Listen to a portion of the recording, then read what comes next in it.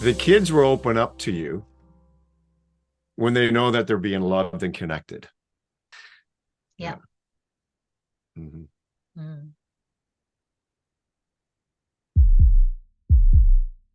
And anyway, so today I was like, I always feel like I'm in the way in the morning with my two girls. And Mhm. but really what I'm trying to do is I'm trying to help. And I think my helping leads to stress. So I'm like, well, I need to de-stress this because they operate in the morning way different than I do. I get ready the night before. I got all my stuff ready to go at the door the night before. And then so when I wake up, I don't have to think because it's easy to forget things. I like it at the door, my lunch, my bag, my hockey, my drill, whatever. And then I just go. Well, I've been trying to train Darcy that, and that lasts maybe for a day or two. And then the next thing you know, she's waking up and you know what? There's nothing at the front door. There's nothing, right?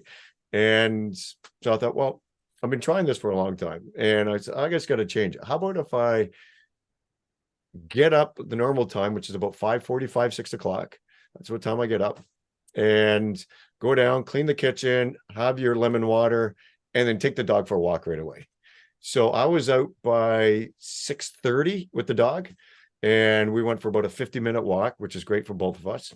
And I do a whole bunch of gratitude stuff, and then I come home, and I know I'm going to be home in around 7:20, 7:30. They leave about 7:45, and you know what? Then I can make my breakfast. I can just kind of have a little breakfast meal with them. I get the waters ready, kind of stay out of the way, and it worked. It worked pretty good. You know, it worked pretty good. But you know, there's so many things I'm watching, going, "Oh, I wouldn't do it that way. I wouldn't do it that way." You know, but just need to let it I, go. we drive my husband crazy the same way, but he's trying to be a good guy. He doesn't say anything, right? Because Mhm. you don't want the stress. It's not worth it, right? But No, no, you I'm not hold trying it to. in, and then I mean, this was a strategy. You had a coping strategy. You wanted to do something different. Whereas, sometimes you just don't say anything, and Mhm. it gets to you after a while. And then Mhm. the constructive feedback only comes out when you've reached the end, right? I'm Mhm. done. I've had it. You are all cretins. When the And frustration there's gets no to be too blame. much. You're Yeah. not trying to blame. You're trying to work with your partner in raising your kids, right? Mm. So, um, so I'm curious, what happened in the last couple of days at the tryouts? What did you do? Oh my goodness. Okay. So Leo was sick on Monday, so he couldn't go to the tryout on Monday. So I went to see the caliber of the kids, to get to know the coaches, that kind of stuff. And they had 29 kids. They had 29 kids trying out for two select teams. And so they had three people on the ice running the drills. They weren't super organized. So these were dads who knew how to play hockey, but Mhm. I don't know what caliber of coach they were. And I would say middle of the pack. Mhm. This is based on a couple of things. One, they were long gaps in between drills. Like they would, run a drill and then they would come together and say, they would talk and then they would do the What we're next going to do drill. next. So they didn't have good traffic control in their drills. So we've talked about this. Like once you've completed the action, you need to have a way to either end the action or where do they go after, right? Um, Mhm. so they divided the kids in half, and then they were centered along center line, and then they would, pitch a puck into the middle, and the two kids would chase after it, and whichever side won, you got to go score on your goal, right? Mhm. And so the kids would go in and would start fighting for the goal, fighting for the puck, and then they would, go off. But sometimes the battle for the puck would take a little while. So they Mhm. didn't whistle or anything to call them back in or to end it. They would just put another puck in. Mhm. And so they would have another pair of kids battling. At one point, they had five pairs of kids fighting for the puck, five pucks at the same time. What could go wrong? And I'll tell you what could go wrong. Okay, so they did another drill. They had divided the kids in half, and they were Hmm. using, roughly half the ice each. So they were doing mirror image drills, and they Right. had a line next to the goal. And the first kid Hmm. would play offense, and the second kid would play defense.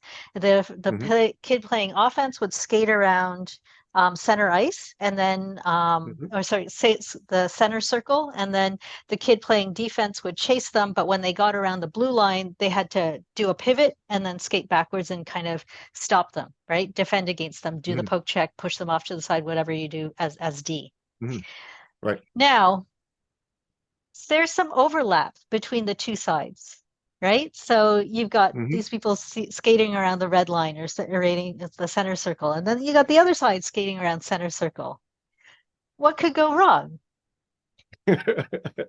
And it did go wrong, right? So there was this one pair of kids, they were doing their drills, they're doing their thing, and one kid, just skated into the other kid. This kid saw it coming, and so they were able to protect themselves.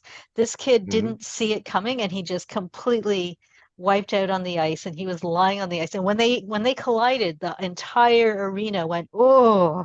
Is one of those, right? Who could see that coming, right? This is like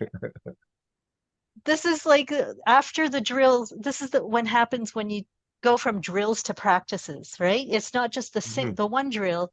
You have to make it all work together. And we've talked about Hmm. this. So they didn't have Absolutely. that. Yeah. So the one thing with drills is you have to know your outcome. And when, number one, key thing, we want to evaluate the kids. Number two, you're not knowing how many kids are going to be coming out. Yeah. And number three, you had a good number of kids, so you had 30, but we're dealing with select kids. And so select is really house league. So Yes. we're getting house league kids, and we're like, all right, these kids are going to be super nervous. How do we make it simple and fun so we can evaluate what's most important? Well, the most important drill or skill to analyze, especially for house league kids, is skating. Mhm. So we want to be prepared with your skating. You probably want to do minimum 20 minutes of skating. And I'm just kind of throwing that number out, but you're at home. So we want to evaluate skating. That's our outcome. Let's evaluate the skating from A, B, and C, A being the top, C being the weakest. And let's get these kids evaluated with their skating first.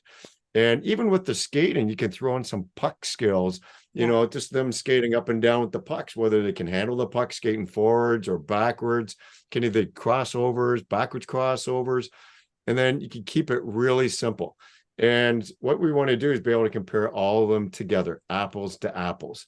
Once you start dividing the group, half down there and half over here, sometimes as humans, we start to evaluate the group that we have within that group. So if my group is really good, but the far group is not as good, you evaluate that group to that group. And then all of a sudden, when you come back, well, this kid was a B. Well, he's a B in my group, Mm, but was an A in your group. mm, So you want to make sure that you evaluate apples to apples. mm. So, and you know what? That's your to-do list. That's where you go next. Okay, what are we going to do?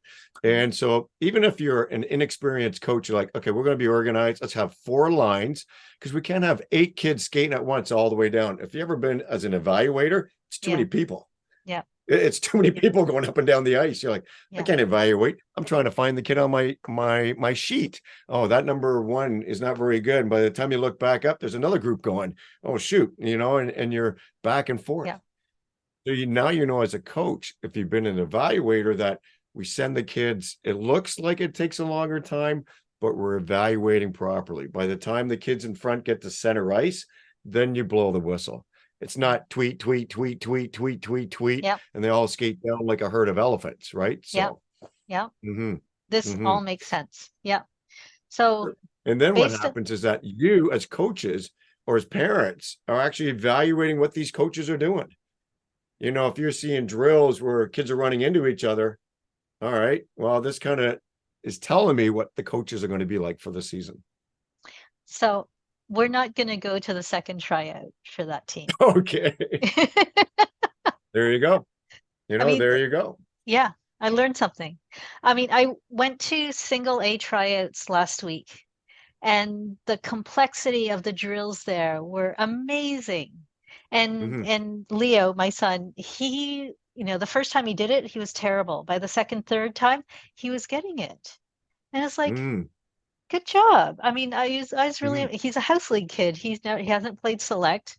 We were Hmm. going out to, as a tune-up, and also for the experience, the learning experience. And I learned a lot too. And I made a lot of notes on how they ran these Hmm. drills because I haven't seen a lot of full ice drills before because my experience is in house league and we only get Sure. half the ice.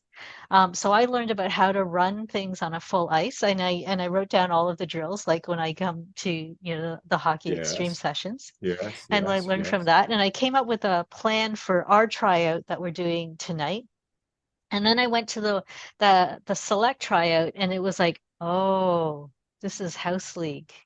And the skating drills that they did were the skating warm up that we do at the beginning of any practice, right? Skate as Hmm. fast as you can to the end, right? Skate as Right. fast as you can back, right? Or Right. and whereas with the select kids, they were doing things like shuttle runs between the lines. Okay. And the house league kids, they didn't do that. And they Hmm. did fairly simple drills. Like they did, oh, go on your knees and get up again. Yeah, standard house league drill. Go down on Hmm. one knee and then go down on the other knee and then skate to the end. And then they You're repeated absolutely some. correct. Yeah, Yeah, because you want to be able to evaluate the kids at their skill level. yeah, So if I'm doing a U18 age group, I don't need to see if whether they can skate forwards and backwards. I'm going to yeah. be able to tell whether they're just skating around the ice. Hey, these guys are pretty good. We don't Hmm. have to evaluate skating. But if we're doing house league, 10-year-olds, 12-year-olds, it's a good time just to clean out, get some confidence in Yeah, themselves, and then you evaluate, and then you have your other drills. If you're yeah. doing single A, double A, you're going to have different drills for that. And if you're doing triple A, you're going to have different drills for that. Usually your first tryout, you want to keep real simple. You want to weed out the ones you don't want back first. And you know what? And then you might be able to weed out the ones that you really do want to sign and commit to right away. But they're going to be a whole bunch of ones in the middle. Call it 8 to 20. You Hmm. could have like 12 kids. I'm just guessing the number of kids. They're all roughly about the same. They have this degree of 5 to 10%. This one might be a little bit better skater. That one may be better at crossovers. That one's better at shooting. That one's better at this. Now we need to go in the second tryout, competitive drills, battle Yeah, drills, something where it's a little bit more game situated and you'll be able to evaluate the kids appropriately for that age group and skill level too. yeah. Hmm. Hmm. Also, I found Hockey Canada had a guide for doing player evaluations. Of course they do, right? And this Sure is they do. for minor hockey. Now, I think what I'm doing is not minor hockey. I think what I'm doing is recreational hockey. Is that what they call it? Yeah. Sure. And so House league. this, Yep. yeah, so minor hockey, they have 5 tryouts. I don't think anybody does 5 tryouts. Maybe, I mean, maybe at, the really high No, levels. I've never heard of 5 tryouts. Maximum 3. Yeah, Usually by the second, the team's picked, yeah, and the third one is the practice. It's like the team practice, hopefully. yeah. GTHL mandates 3 at, double A and triple A levels. Hmm. And so, yeah, I don't know, but they had a plan, at this age group, had a couple of sample tryouts for the really low age groups, like the sevens and the nines. 7-year-olds and 9-year-olds at AAA. And they had, criteria for evaluating them, and they had, Hmm. did they have a checklist? No, somebody else had a checklist. I mean, I don't know what I'm doing, so I Google, right? And these Sure. gems turn up. Yeah, Yeah. And you know what? There's a lot of great advice out there and drills out there. Hockey Canada is definitely a really wonderful website to go to. It's about generating ideas. It's about going, how do I do this? And, if you've never done it before, and even an experienced person like myself, I will visit different websites just to generate different ideas or just as a reminder before I go out there. But the number one thing is that you have to be prepared before showing up. And the hardest thing, I prepare for a group of 20 kids. And then you have 6 kids that show up, 3 goalies, 3 skaters. Now what do you do? Do you have the skill level to adapt to something like that? Or do you just go give up and just let them scrimmage? Well, you still want to evaluate those kids that are there. If you still show a professional evaluation for that 1 hour with those kids, parents will go, wow, what could they do if they had a full team, right? Yeah. But and what happens if you have an overabundance of kids? Say you have 40 skaters and 6 goalies, or even more than that. Now what do you do? And you have to be ready to adapt on, right then and there to the situation that's given to you, so that things run smoothly and the evaluation looks good for all the participants. Mm-hmm. And then There's a on the reverse side of it, yeah, Go ahead. the No, go coaches ahead. Go have ahead. to, yeah, the coaches have to be prepared to do immediate cut and release when you have an overabundance of kids, because you want to give those kids an opportunity to try out somewhere if there's an option. Yeah. That's a hard conversation to have. So, what is the outcome for a tryout? And I think the number one thing is that we want to have every child evaluated equally. And so how are we going to do that? If that is our outcome, or maybe your outcome is we want to create the best team possible. Every coach will have their own personal outcome. Whatever it is, it should be one statement. And then why do we want to do this? Why do we want to create this best team? Why do we want to create a team of fun kids and fun parents? And, your list of whys will be, we want to have a great season. We want to develop the kids. We want to develop them, socially, mentally. We want to challenge them. We want them to grow. We want the parents to have a great experience as well. And then, well, how are we going to do that? Well, it all starts with tryouts. Well, how do we do this evaluation period? Well, before we show up, we need to have who's going to be doing the evaluating. And usually it's the coaching staff. And you're going to have, call it 3 people. I'm just making a number up, but usually you want more than one so you can cross-reference your evaluation. And you want to come up with an evaluation that's going to work for both of you. So you're both using the same strategy. Nothing worse than one coach using, making notes, and the other one's using A, B, and C's, and someone's using a ranking system of 1 to 100, and you know what, when everyone's on the same page, and then your notes would be comparable to each other. And you're like, all right, so what do we need to evaluate first? And if we're dealing with house league, every age and skill level is different, but we'll just call house league skating. Let's evaluate their skating. So are we going to hire someone to do the on skills, or are we going to have another coach or another parent to do it? And if they're going to do it, we're not going to pay anyone. We want to make sure that we're prepared, because we want to run this so the parents are evaluating us to what we're doing.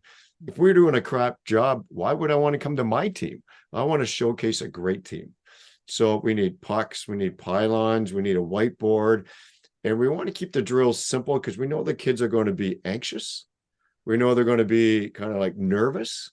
So the simpler we keep the drill, especially in tryout number 1, you know what, the more they're going to show their true ability. And, from there, how do we evaluate those kids on the ice? Well, if they all have different colored jerseys, we don't know who is.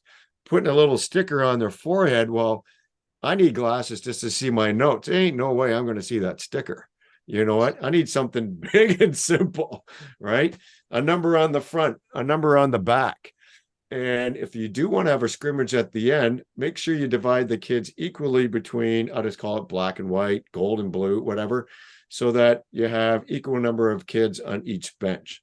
Not one team having 20 white and the other one having one dark color. So, there's a lot going on into preparing for this tryout, but really, that's what the whole season's all about. It's about preparing for the season. And if you don't prepare, we all know that famous expression, what's it called, Susan? Why am I forgetting If you this? don't have a Prepare to plan plan, to plan to succeed, fail. if you don't have a Yeah. plan to succeed, you don't have a, Yeah. Fail to plan, plan to fail. Right. yes. Yeah. So, and you know what? And then from there, the person on the ice brings all the kids in, you welcome them to the team, you welcome to the tryout, just do the best you can. We're not looking for perfection. We're just looking for the kids to try hard. And then the person who's on the ice are running exercise that's simple, safe, all the doors are shut. The goalies can be evaluated with their skating. And then after doing 20 minutes of that, you're going to flow very simply into the next drill that involves one-on-one chasing or shooting or something that shows their skills. And it's very simple. And the whole hour flies by, and the parents go, wow, that was great. It was so Yeah. simple. Even we could evaluate what was going on the ice. Yeah. And you know what? But the coaches, the most critical time is when the tryout ends. It's not a time for the kids or for the coaches to go, oh, let's go have a board meeting. You know what? You need to actually make decisions, especially for your top kids who you want. You need to go speak to them right away. You need to do it quick and discreetly. And then the ones who you do not want back, maybe because they're just not skilled enough, but you appreciate them coming out, you need to have that conversation right away too. And then you need to have that second tryout right away. So tryouts are very simple when they're prepared. Yep. I'm on the other, I'm doing the same thing. We have a tryout tonight, and it's like, well, the first question was, who's going to run the tryouts? And the other coaches said, oh, let's run it ourselves. And I was like, you sure you don't want to have like a professional run it? Then we can watch. It's like, oh, we'll take turns watching. No, no, no, no. We can't take turns watching. It has to be one person. It's like, yeah, but I want your decisions too. And it's like, okay, yes, but you still need one person watching. So what we converged to, actually, what I directed us to do is, you have better hockey eyes than me, so you're going to be watching. I'm going to run the drills, but I want your input. Yeah, you'll get my input, but I need one pair of eyes watching. We'll get another person being a second evaluator if you don't want to make the call yourself. But we need that consistency, right? I asked about pennies. Can we borrow some pennies to do this? Why the league doesn't have pennies that they can use over and over again, I don't know. But it's like, oh, why don't we just ask kids to wear different colors? It's like, yeah, okay, this might work, this might be terrible. And I think this gets to when you have differences in numbers of kids that show up, right? We're starting a new team. We have no idea how many kids will show up. Maybe it's 6. I don't think it's going to be 40. But the other night I went to a practice or a tryout, and there were 30 kids on the ice. That's a lot of kids. It's a lot of kids. It's a lot of kids, a lot of moving parts. And so one of my instructors ran a tryout for 60 kids on the ice. 60. And he was told there was only going to be like 30. 60 showed up. And could you imagine, parents? I'm not against all parent coaches. You know what? I think they're passionate, but their focus is on different work. And you know what? This is different work. And I think it comes down to the organization. If you want to have successful teams, then the organization needs to step up and say, we like to bring in someone to discuss tryouts. And they're going to go over tryouts on what makes a successful tryout. And this is what we're going to do. And then they go over everything, A, B's, and C's of a hockey tryout. And then on top of that, the organization steps up. We need pennies. We're going to buy the pennies, not for every team, but to have at the rink so that you can recycle. We'll have enough pennies so that whoever's on the ice uses pennies. Then we'll have a second batch for that next group to go on. Right. Then the first batch comes in, and then we just share. So you just really need 2 batches. But those can be used for at least 5 years, if not more, because you're only using it for 2 or 3. You're not wearing them. You're just using them, and you just put them away, right? Yeah. Because what happens if 2 kids showed up with 2 black jerseys wearing number 15? Which one's which? You don't trouble, know. Right? Yeah. You don't know. Right? You don't know. You don't know. No, you don't. You know what? Yeah. But everyone looks better. It looks like your organization's on track and on top of it. And then you're trying to set up your coaches. It's not taking away anything from the coaches. What it's adding value to the coaches, adding value to the program. That's all it's doing. Yeah, I think this is one thing that I noodle on about a lot, which is coaching isn't just one skill. It's a lot of different skills. And Mhm. it takes a village, right? If you want to put on a good program, you have your classic coach is somebody who's played hockey a lot, right? They've been Mhm. playing hockey since they were 4 years old. They've done Mhm. thousands of drills. They're now a parent, Mhm. and they go, I can do this. I Mhm. can totally, I totally know the on ice stuff, but they're Mhm. bad at budgets. They're bad at sending out Mhm. regular emails, or, but Mhm. even if you're good at all of those things, it's too big a job for one person. You need assistant Mhm. coaches. You Mhm. need, I mean, you can slice up the job a lot of different ways. And Sure. it's more sustainable if you have a Mm. coaching staff, right? Your team needs a Mhm. team, Mhm. your coaching team. Mhm. And I think what you're really saying is that what is your wheelhouse? What are you good at? And that person who's going to be the head coach, well, he's probably a great communicator. He's passionate. He knows drills. He has experiences that he can relate to the kids. That's his wheelhouse.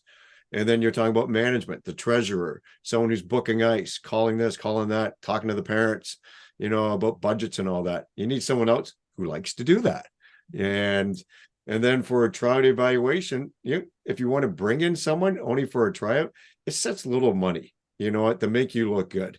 Hmm. And you know what? The third tryout, we talk about, Hmm. the third tryout, it's usually the team's already picked. You don't need the tryout person there. Hmm. You know what? The tryout person's only for the first two. And the third one, the head coach goes on the ice because Hmm. pretty much knows. And if it only comes down to two spots or one spot, you know what? Then you run drills and that coach can get a real feel, or the coaches, of that, the players are Yeah. evaluating for the last one or two spots. Yeah. You know what? But in the beginning, the first two, especially the first, it's nice to have someone independently to run that and to make sure that all the kids are evaluated properly, and you're evaluating properly, you know, from the stands. It'll look good. Everyone will look Hmm. good on this, and it's good for everyone. Number one, the kids. Yep. Yeah. Um, I went to a couple of tryouts last week. There was one where the coach did a really good job. He did exactly what you Mm-hmm. said, and he was a professional coach. And Mm-hmm. he came up afterwards, um, and he said, thanks for, and they say it in a really nice way. They never say you're not good enough, right? It's like, yeah, we don't have a place for you. It's like you're not ready yet. There's good language that you can use. And I asked the coach, do you have any feedback? Do you have any suggestions for what we can do to get better? And he said, work on the shooting, gave a couple of pointers, and he said, work on the skating, gave some suggestions. Um, and I think they're very doable. Mm-hmm. Yeah. Mm-hmm. And you know what? A really good coach knows from his experience or her experience that when they were growing up, they probably weren't the best player. And you know what? That could have been at 7, 8, 10, 11, 13, 14. And it's not to those later years when sometimes it really kicks in for that child when she really wants to step it up. And there's always going to be a couple obvious ones, that are coming up. Those are the easy ones, but it's the other ones. And that's what makes a great coach, is the ones that had a hard time, Yes. that had to play the single A, the double A before they got to the triple A. And then all of a sudden they were the last one pick, or they got cut. They've been there. They have that experience. And so they have that compassion that they'll come across, and that empathy to say, don't give up. Yeah. You're just not there yet. Yeah. All right. And That's just the way it is. I come up from an academic background where there isn't this emphasis on character building. It's like, you got the question right or you didn't get the question right. Especially, Mm-hmm. when you're talking about graduate students and, kids in their 20s. Um, Mm-hmm. and the kid and the professors who are stars coming all the way up, they're not always the best teachers because they didn't struggle, Mm-hmm. right? They don't know what it, Right. this is their subject matter. This is the thing that they're most passionate about in the world. They don't Mm-hmm. understand what it means to not understand this. They've never Mm-hmm. had the moment where it's like, I have no idea what's going on. The people Mm-hmm. who end up being professors, they just know it intuitively. Like it just always made sense to them. So Hmm. those are most of the professors, but occasionally you'll get a professor who struggled, and Hmm. those are the one who have an unconventional background, right? Hmm. I know one of my good friends is a professor, and she didn't go to university until she was in her mid to late 20s. She had, Hmm. she was working in bars, right? She had no great ambitions, and she went to school and then turned out she did really well, and somebody mentored her and encouraged her, and that's when she went to graduate school, and then her family didn't understand what was happening because they Hmm. when she went for her master's, they said, I don't understand, you already went to university, where are you going again? And then when she went for her PhD, it was like, I'm even more confused, aren't you done yet? Right? And now she's an amazing professor, and she is one of the few like senior professors who does really well teaching introductory classes, right? So your typical professor, what your teaching evaluations look like is that you get the best scores from the fourth years, and you get your Sure. worst scores, and the lower you go in years, the worse your teaching evaluations get. There's two reasons for this. One is you're more passionate about the upper year stuff. It's closer to, your research area. Also, by the Hmm. time you get to fourth year, the weaker students have been weeded out, right? So these are the kids Hmm. who are also passionate. So that's why your scores go up. This woman, she has the high scores in the fourth year. And so they put her in the first year expecting her scores to go down. Her teaching evaluations went up. So Oh, wow. you never see this. But that's because she doesn't have the classic background. She has a different context. She comes from a different place. Hmm. Hmm. What's interesting is that I really like that story, Susan. You got me thinking about the tryouts, and we're just talking about evaluation of the tryouts. Well, if I remember saying to Christy, my wife, we were engaged, and I said, we need to do what's next. And she goes, well, what do you mean? I said, we're going out for dinner and we're going to pick our date. Because the first thing that people say, oh, you're engaged? What's the next question, Susan? When's the wedding? When's Yeah, when's the wedding? And you know what? I always hear people, oh, we don't know yet. Maybe next year, maybe 10 years, because whatever, right? And I always said, that's going to be the next question. So we sat down, we picked our date, May 11th. And I said, Oh, you you got just to had get your ready for it. anniversary. We did. Yes, we did. Happy We did. anniversary. So, well, thank you so much. 21 years. So what's interesting is this. What's next is that when a couple gets married, and then it's always the moms, the dads, the grandparents, or whoever, when are you having kids? So, and I know that can be very stressful for everyone, but if you actually talk about it before, these people ask you and you have an answer, whatever that answer is, we're going to focus on work. We're going to build a house. We're going to build a house. We're going to buy a house, whatever it is, have an answer. I think the worst answer is to have, I don't know. So with the tryouts, I don't know why I went onto that tangent, but it's like, what's next? What is next? And we're talking about the empathy for the kids on how are we going to cut these kids? What lesson can we give them? What experience can we give them? Because I gotta be straight up. Even when you get to the pros, this is the last thing you want to hear. Look at the Toronto Maple Leafs. If they say to the head coach, Sheldon Kennedy, we're cutting you, you're fired. No one wants to hear they're fired. Or they're going to say, Austin Matthews, we're trading you. But no one wants to hear that, you know, or we're sending you down to the minors, you know. So, how do we prepare that individual so that when we get on our own and we're facing with these life experiences, Susan, we're cutting down. You know what? We're going to let you go, whatever it is. You're like, that's fine. I know I can handle it, Mm. because we've worked and nurtured these kids how to handle adversity, and then you have your hockey team. What's next when you pick your hockey team? What are you going to say to the hockey team? What is your goal? What is your focus? What is your vision for the year? And what are we striving for? And you know what? It's really kind of be prepared. So there's a lot more than just a tryout. It's those next steps. You know what? So then when those parents come to you and go, okay, Coach Susan, we've made your hockey team. I guess we're expecting one practice a week, and you're like, I'm not too sure what we're doing. I'll get back to you on that one. Or you'd be like, you know what? This is what we're going to be doing this year. We're going to be getting one extra practice. We're going to be doing this. We're going to be doing that. We're going to try and have, maybe two tournaments, one in house, one in town, and maybe one out of town. You know what? And you have a plan, you have an actual plan, and you can say, I just want to let you know that's going to be an additional fee of X dollars to play on Mm-hmm. this hockey team. Mm-hmm. And maybe that's important to tell the parents before you even try it out.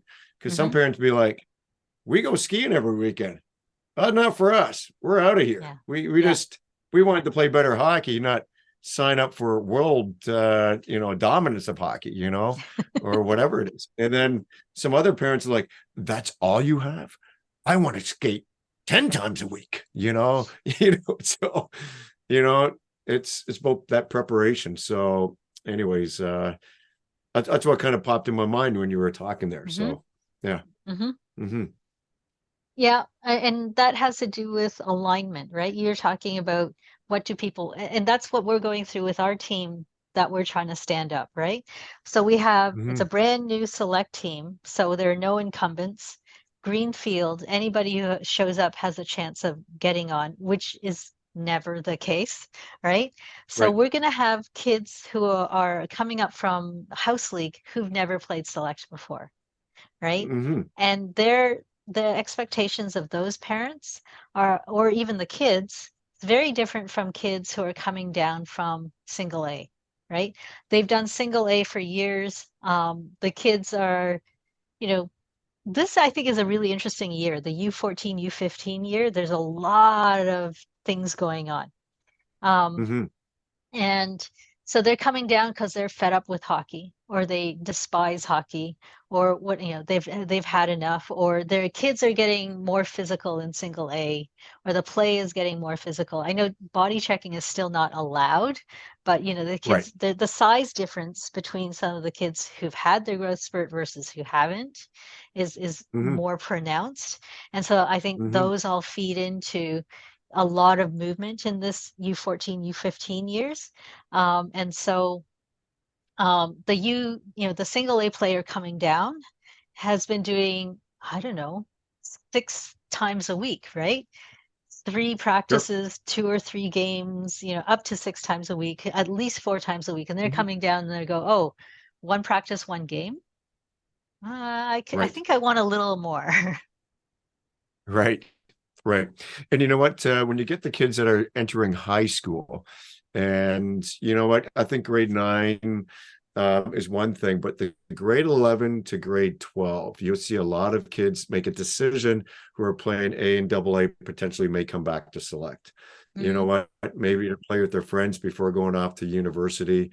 Maybe they realize that hockey may not be in the cards for them, mhm, but they still want to play hockey and be active and be with their friends, which is still very important.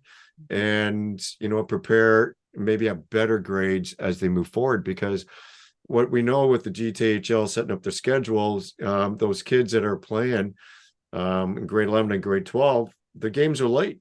They're late at night yeah, and they don't get home to after midnight. yeah, And it makes it really hard to get up the next day to go to high school. So yeah, where some of the select games are on the weekends, yeah, Friday, Saturday, Sunday. So it's a yeah. little bit more easier on the schedule and allowing you to have better time to study as well. So I heard this statistic, I might have the exact number wrong, but like 70% of kids drop out of recreational sport by the time they reach high school. Have you heard Oh this? wow. No, I It's haven't. It's new. it's high, it's high. And so and the number one reason that they drop out, they're not having any fun. They're not having fun anymore. And Oh boy. there was an awareness campaign organized Mhm. by, I'll add a link to this. Okay. But there's a campaign with a website with words to say and a video, and it's called The Car Ride Home. Oh. And what happens in the car ride home is that the dad or the mom starts giving advice to the kid. You're laughing. Oh, of course. You know what? So the kid is sitting in the back. They're tired. Their legs probably hurt from how hard they've been playing, and they're probably not even finished sweating yet. And the dad is saying, or the mom, they're saying, is that the best you can do? You got to skate a lot harder than that. You owe it to yourself to do the best job possible. I saw you take all those shots on that, and you keep pulling to the left. How many times do I have to tell you to stop doing that? And it's like, is that fun? So that was Well, that you know what? campaign. Yeah, it's interesting. When you talk about fun, you know what? Maybe the evaluation from these kids should be describe fun in hockey, and then on the reverse side, what is not fun? You know what? Just simply, right? So I think That we're all that very good at pointing out what's not fun, right? yeah. So you have a coach. The coach walks in and says, Susan, you're not doing X, Y, and Z, and he goes around the room and she points out to everyone in the room what they're not doing. So they've already been grilled. It's so easy to be pointing out. Now I'm painting a picture that every coach does this and they don't. So please, I want everyone to know that not all coaches are like this. But you know what? When you get in the car, parents are parents. They just want what's best for their kids. And some parents don't know what to say, so they don't say anything. Yeah. And maybe that's the best, right? That's the best. And then you have other parents that feel they know all and need to tell all. And you know what? I've been around those parents and they don't know all. And they should not be telling all. And I don't know. You know what? It's interesting. What is the best formula? I'm not sure what it is, but I think the kids already know when they screw up. When they spill the milk, when they drop the Cheerios, when they know they screwed up, when they pass the puck to the other team and it goes in that, they know they screwed up, Yeah. right? They You don't feel it need they right don't away. need yeah. They They and don't need the also replay. this age group Why that we're didn't you talking about, look? Why didn't you get your head up? Why didn't you skate behind the net? Why didn't? there's another thing that's going on in this age group is that they're hitting puberty, right? And puberty is this time of increased self-awareness. This in psychology, there's a brain reorganization that happens, and people who don't have this self-awareness, they're just not very socially adjusted. You have all this teenage Mhm. angst coming on at the same time, so they're worried about what other people think, and then you've got the parents doing all of this stuff, and it all Right, feeds into it, right? right. So I used to be one of these parents. So I would be driving on the way to the game. No, not on the way home, but on the way to the game. It's like, okay, I want you to skate really hard and I want you to do this. And it's like, and I would make Leo cry. And I felt really bad, right? But I'm just trying to help. And I Right. said, this isn't working. This is like your thing earlier, saying, this isn't working. I got to do something different. And so I decided that I would do only positive reinforcement. I would Right. say this is something that I learned from Respect in Sports. I did the Respect in Sports parents course at that point. And the Okay. words that they give you to say are, I'm proud of you. I really like watching you play, right? Hmm. And so I started using those words. This is actually, it's Hmm. good content. It's great. And Yeah. yeah, even the Respect in Sports activity leaders, that was a really good course as well. And so, on the way home, I would, or anytime we talked about hockey, it's like, I like watching you hockey. I'm proud of you. I'm sorry, I'm proud. I like watching you play hockey. I enjoy it. I'm proud of you. Right. Hmm. And, um, and now the car ride home is his favorite part, especially now that Hmm. I coach him and I have things to say about specific parts of his performance, right? Hmm. And so after a practice or after a game, he can't wait to get in the car. And he says, how'd I do? How'd I do?